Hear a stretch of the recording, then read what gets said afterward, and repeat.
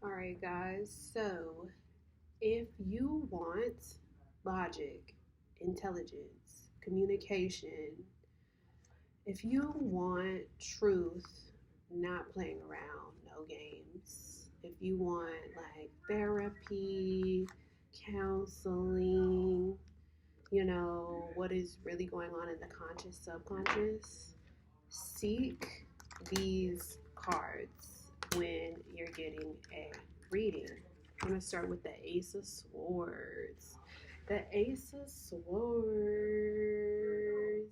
Okay, so the Ace of Swords is the beginning of a brand new mental clarity in the head. Okay, so it means like I just had an epiphany, I just had an aha moment, I just had a brain fart, I just had a spiritual download. I just got the understanding that I needed, right?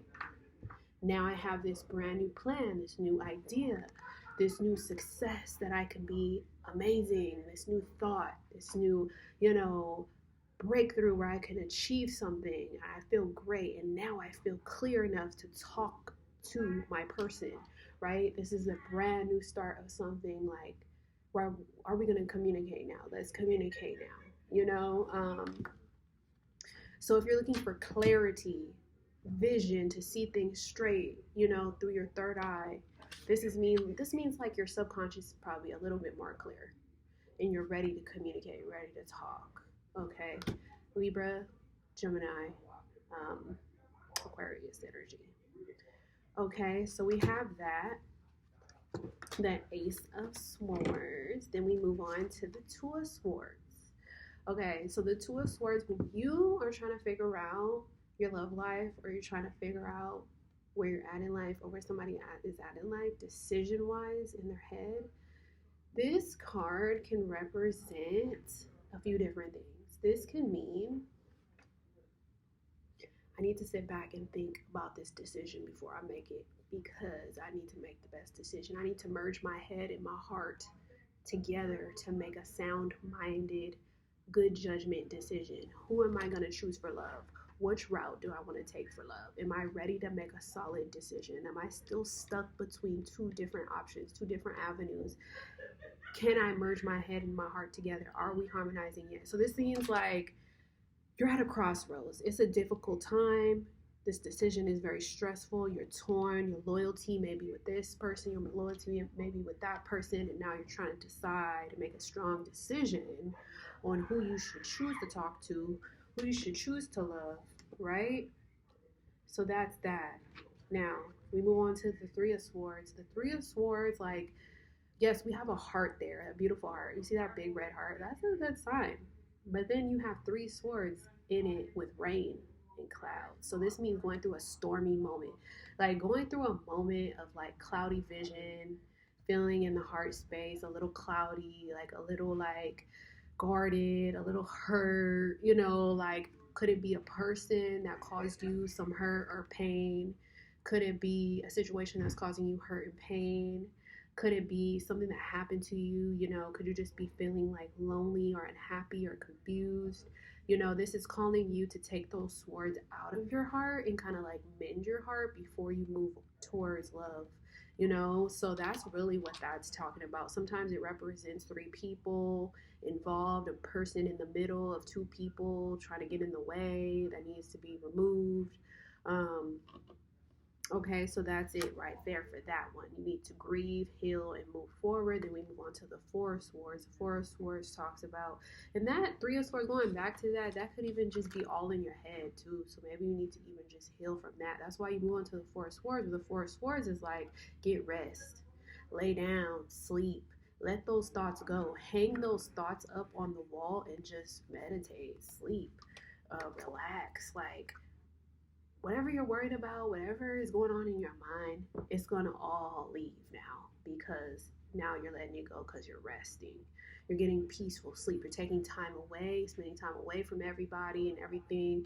You need to just find your peace again before you can go back out there and, communicate again. So we go to the Five of Swords. And this is the card that's like, you know what? It's not time yet. It's not time yet. Things are still a little murky. Things are still a little uncalm. Things are still a little hard right now. Yeah, I got my rest, but this is like, I feel like I need to give up on whoever is bullying me, whoever is trying to act in bad behavior towards me, whoever is deceiving me, or whoever is not communicating with me on the level I need them to communicate on. I need to just walk away from it, because these thoughts that we're like arguing on, it's not getting us anywhere. And clearly, this person wants to win the battle, right? So you're not there. You're not trying to be there. You're trying to be at the Six of Swords. The Six of Swords is like, we're not arguing, we're not beefing. I'm moving on. I'm getting on this boat. He's pushing the boat, and we're going on to better times, better places, peacefulness, a sanctuary. We're moving towards calmness. We're escaping from like any hardships, and we're now calmed down after the storm. There's no more difficulties now. We're going on to a new relationship, a new beginning, a new start of a new talk. We're moving forward now. We're getting out of that harsh energy where we're stuck. So the Six of Swords goes on to the Seven of Swords. And this is where a lot of people confuse. Because look, the Six of Swords is going to calm waters, right? And it's leaving behind something, taking your thoughts with you, being peaceful. Then we move on to the Seven of Swords, which is somebody leaving behind something. Someone walking away from something. And both are maybe cards. So this card to me represents somebody that wants to get away from the circus back here. We have like some circus tents in the back, and this person's like leaving behind something, you know, um, going towards something else. I see tack. This person wants to be more tactful. There could be deception in their background. There could be tricky behavior, cheating, lying, stealing. They're trying to escape from all that. There could be a lot of like lies, friends disguised as enemies, risky, dangerous stuff that this person is trying to sneak away from. They could be in a corrupt place trying to leave. You get what I'm saying? So that's what I got for that Seven of Swords. Like, mentally, there could be just so much going on. They're just trying to escape from that and move on. So the Seven of Swords goes on to the Eight of Swords, right? Where's that Nine of Swords? I think I'm missing one card, but the Eight of Swords is, or the Eight or the Nine, they're similar. I know what card that is. It's somewhere in here. But the Eight and the Nine of Swords is similar cards. You see a woman kind of like down on her luck, right? She's not feeling good mentally. There's so many thoughts that this woman wants to go to sleep and not think about these thoughts, right? So this is like she's trying to find coping mechanisms to make her go to sleep and have a good rest. So this is somebody that's feeling like fear, anxiety, pain, guilt. Everything's going on in her head. But this person's about to go to sleep and rest this shit off. So they're about to kind of like get out of that.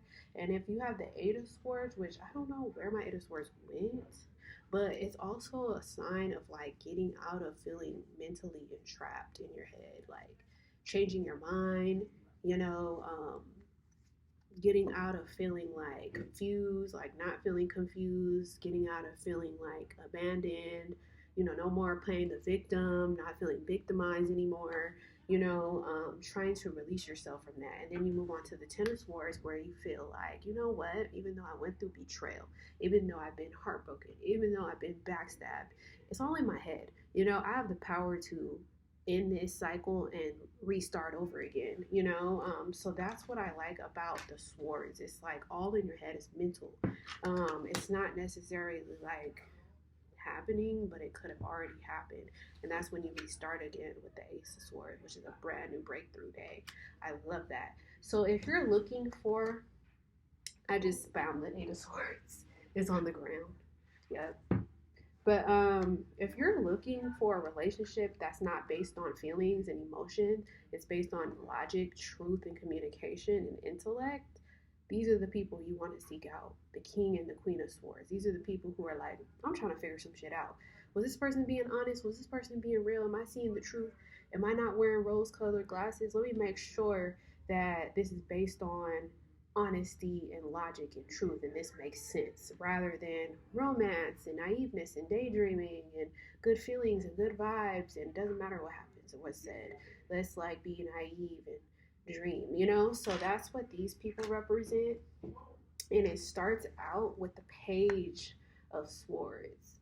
This person is interested in talking, they're interested in gossiping, they're interested in looking at you, they're interested in you. And they could have had some past bad relationships, but now they want to rush towards you, but they might say something that's like very sharp, witty, that might kind of throw you off, and they want to do things their way, you know. But this person is looking for love, you know, but they're a little hasty, they're a little rushy, um, for coming out of something not so great. But these are the type of people that do want to talk to you, and they do want to like be bold and quick with it.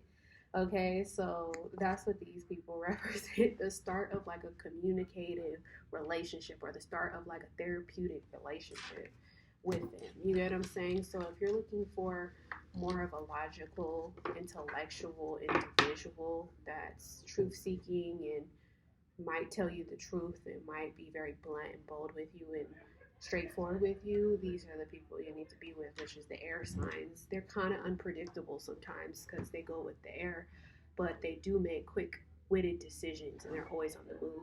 So Libra, Aquarius, Gemini. So let's move on to another one.